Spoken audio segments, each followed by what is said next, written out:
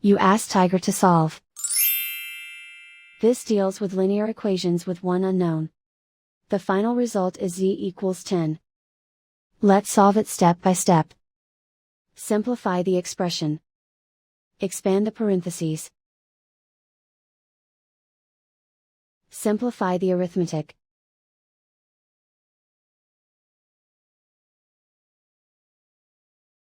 Group all constants on the right side of the equation. Add 26 to both sides. Simplify the arithmetic.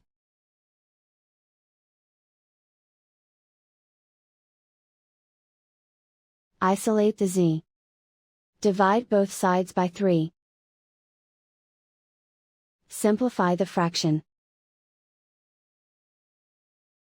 Find the greatest common factor of the numerator and denominator. Factor out and cancel the greatest common factor. And so the final result is z equals 10.